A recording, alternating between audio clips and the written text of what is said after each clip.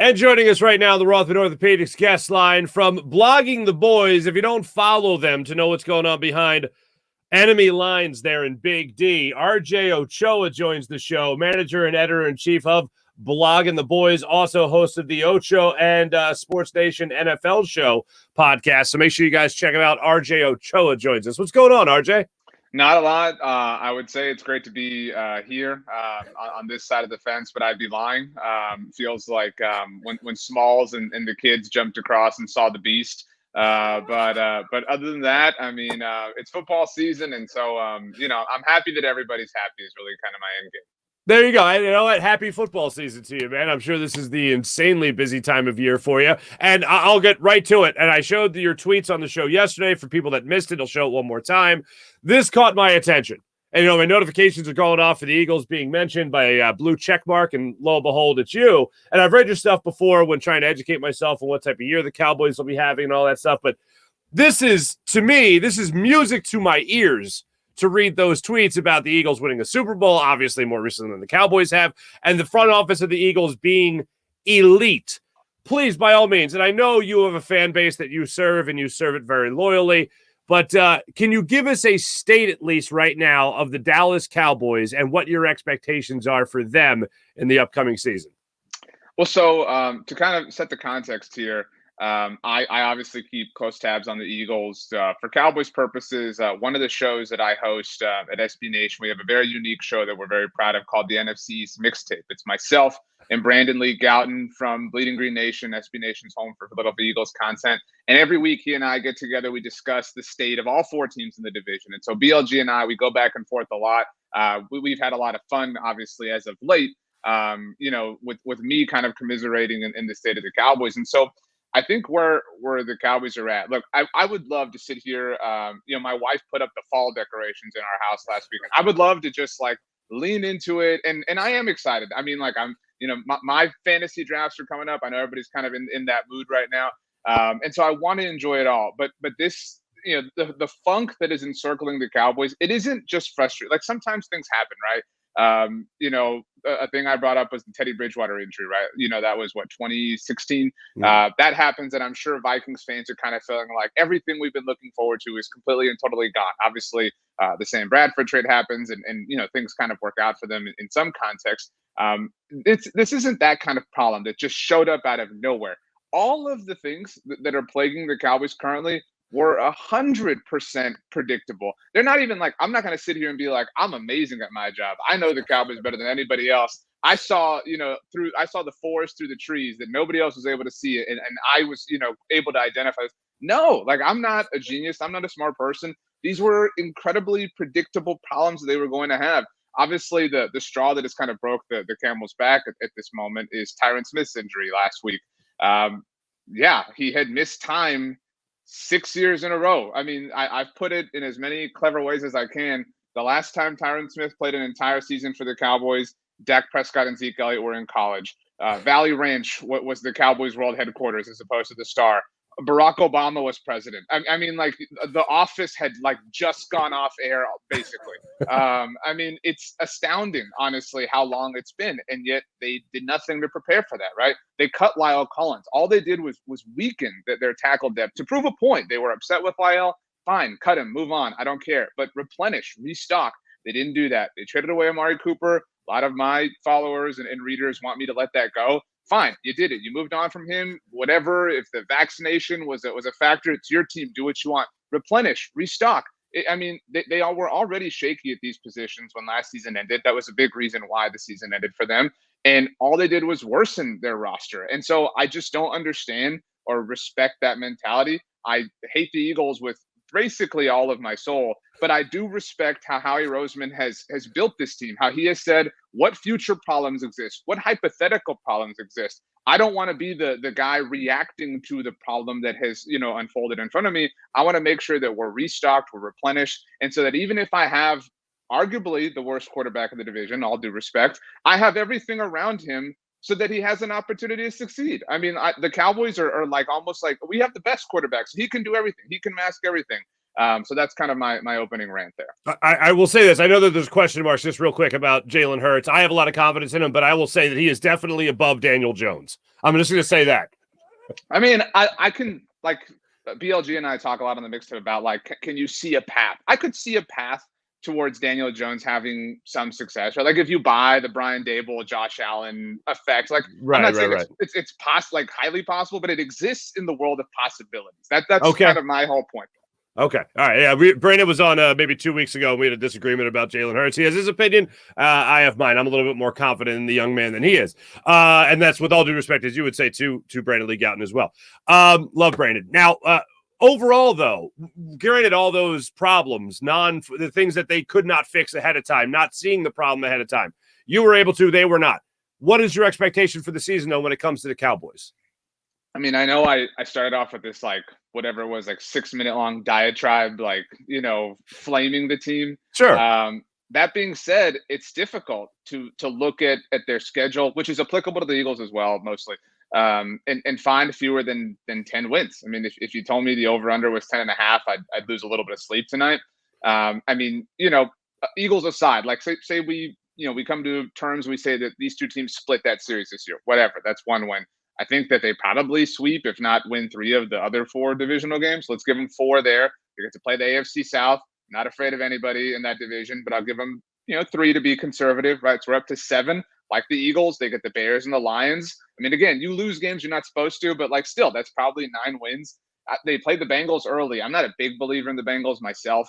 I'm a big believer in the Vikings, but a lot of people aren't. Like, maybe they split those 2 games, whatever. I mean, it's hard. It's hard to find them, because they have one of the, pick whatever you want, top 7, top 8 quarterbacks in the NFL. That is generally a rising tide that does enough to lift all boats towards enough wins. And so they have that piece. They're extremely top heavy. They have Dak Prescott, Micah Parsons, CeeDee Lamb, Trayvon Diggs. Is that enough? We've seen it be enough with different NFL teams. I don't know. But at the same time, this is an organization that hasn't been to the playoffs in back-to-back seasons since 2006 and 2007. They haven't won double-digit games in back-to-back years since 1995 and 1996. You very well know this is a division that hasn't seen a repeat champion since 2004. And none of those things have anything to do with who the 2022 Cowboys are. But there's still things that exist in the ether and in the universe that you have to kind of fight against. And beyond all that, the roster is weaker. The show is a circus. I feel greatly for Mike McCarthy. I'm not, his biggest supporter, but I do believe he's being asked to make, lemonade with, like, a wrench and sawdust. It's not the easiest proposition in the world to thrive in the environment that he's in. And so I really have no idea what to expect from this team. And so I try to approach it from a logic standpoint. Generally speaking, the last, you can call it 5 times, the Cowboys have ended a season in a disappointing way, but with some juice. They won the division. They look like one of the best teams in the NFL. Generally speaking, the following year is all about they loaded up. They're coming back. All right, they were short, last year, but they're coming back to finish the job. This is the first time in maybe the entire Jones ownership era that they were a successful team the year prior and that people are completely writing them off. And a lot of it is their own doing, obviously. Mm-hmm. So would you say that, I see the Eagles as being a team that can win 10 games as well. Do you think it comes down to the Eagles and the Cowboys is really competing for this division? Yeah, I mean, like, if we go back to the, like, what kind of paths can you see? Could I see the Commanders, like, capturing enough of Carson Wentz? I know you've had a lot of Carson Wentz thoughts. Like, that's possible, right? Like, they have Terry McLaurin and Jahan Dotson, and maybe we'll see. Obviously, the running back situation took a tragic turn that thankfully is all right, but that's possible. Maybe their defense, resuscitates itself back to where it was in 2020. Yeah, I don't know that I could see the Giants being a threat. Maybe the Giants are cute enough to play spoiler. Maybe they split it. They did split the series with Philly last year. Maybe they're able to take one from the Cowboys. I mean, who knows? But it's very clearly and very obviously a 2-team race. And it really is something, I'm interested to see, kind of this experiment. Can the 1 of 53 carry a team over the 52 of 53? Because, I wouldn't say that Philly has the advantage in all other literal 52 spots, but it does kind of feel that way. It feels like Dak Prescott is Jon Snow versus the entire army coming down the mountain at him. Oh, are you a House of Dragons guy? You watching the House of Dragons? I mean, yeah, I'm such a, like, loser that, like, I'm like, what is everybody talking about? Like, what can I watch so that I can make cool jokes and references about? So that's really, like, my primary motivation towards watching it. I'll tell you, man, after Game of Thrones ended, the last 2 episodes, the way that show ended, I could not watch it again. I was done. It has left my brain. All the great entertainment I had for whatever it was, about 8 seasons, whatever. It was like gone in an hour. It was just no warm feelings. I can't watch House of Dragons. It was a spectacular failure. There's no doubt about that. I mean, there you go. Yeah. There you go. So let me who does Dallas point to for the way last season ended? Because just in going back, like I watched that play again with Dak, the quarterback draw on the 2nd and 1 from the San Francisco 41-yard line, whatever it was. And he breaks with 14 seconds left. They can't spike the ball. The clock runs out. Who did Dallas point to blame for that final play? It depends on what you specifically mean, because if you say who did the team blame, they blamed everybody else, right? Like as soon as that was over, and that was a really, kind of unfortunate element to the way the season ended. They were the only team who lost to the Cardinals over the last 5-6 weeks of the season, which includes the playoffs. After that game, they came out and said, we were up against more than the Cardinals, today. It's like, dude, come on, you guys have a little bit more self-pride here. And after they lost that game, they pointed at the officials. Why is the official grabbing the ball? Why is the official in the mix? Why are you doing this? Why are you risking this? I mean, this has been well chronicled. Obviously, we talked about it a lot at the time. Larry Fitzgerald's kind of the king of grabbing the ball, handing it to the official. Everybody's seen him do that a billion different times. And so what was frustrating about that was Mike McCarthy, Dak Prescott. I mean, everybody hates McCarthy, but everybody loves Dak, generally speaking. But even Dak was saying, yeah, we practiced this, whatever. Well, you were clearly practicing it incorrectly. If these were the mechanics and the sequence that you were practicing, are you really doing this the right way? Just 2 weeks ago when the Cowboys scrimmaged with the LA Chargers, Dak was asked by Peter King if he would change anything about that last moment. And he said no. And I respected his answer, but he said that he thinks everybody involved failed. The coaching staff, the players, the officials. Dude, the officials did not fail. This idea that, Roger Goodell sits in his office, what ways can I screw the Cowboys today? I've never understood how Cowboys fans can believe this. But so I don't know. I don't know if they're kind of grown from that did kind of stem from McCarthy. They were never a team. I'm not going to sit here and say that Jason Garrett was an amazing coach, but they were never a team that kind of pointed fingers under him. McCarthy's kind of been that way, even dating back to Green Bay. So I would say that they blame officials. I would say some fans, kind of fall in line with that. I think some fans blame McCarthy. Some fans blame Dak. The only person who kind of ever skates off scot-free, it's ironic because Scott was his mentor, is Kellen Moore, and that was Scott Linehan. I mean, Kellen Moore gets no criticism. The offense is bad. It's Dak. It's McCarthy, whatever. Tony Pollard isn't utilized more. It's the Joneses. They want to feed Zeke. And all those things are true, but Tony Pollard's been a Cowboys running back for 3 years. Kellen Moore has been the offensive coordinator for 3 years. The only common denominator in Tony Pollard's career is Kellen Moore. There have been different head coaches. There have been different quarterbacks, obviously factoring the time Dak was hurt, different star receivers, different whatever. The only thing that has been completely and totally consistent is the play caller. And yet we sit here and say, how come they're not using him more? Gotcha. Spectacular failure, the way that season ended, to use your phrase when it comes to Game of Thrones. One of the last things specifically here about the Dallas Cowboys, what do you expect from Ezekiel Elliott? He's a guy that seems to have fallen off the planet as of late. What's going on with him? When you have this discussion, it turns into somebody either thinks he's trash or he's a Hall of Famer, right? The truth is obviously somewhere in between. He's still a functional running back. He's incredibly overpaid. You could argue that any running back is overpaid. And so that makes Zeke, incredibly overpaid. Very happy that he was able to get his, secure the bag. Obviously did it at the expense of logical team building philosophies. And the Cowboys are doubling down, tripling down. Yesterday, Jerry Jones was on the home of the Cowboys, 105.3 The Fan, said they want to run the ball more than they have in recent years. That's what they believe. And you would think that would lend itself to say, okay, well, they want to run the ball. That's kind of dumb, but they have Tony Pollard. They have one of the more explosive running backs in the NFL. Maybe this can work for them. It can't, because they want to run the ball their way. They are the Frank Sinatra of NFL front offices. They want to be the feed Zeke Cowboys. I mean, he's their guy. And I mentioned Tyron hasn't played a full season since they've operated out of the Star.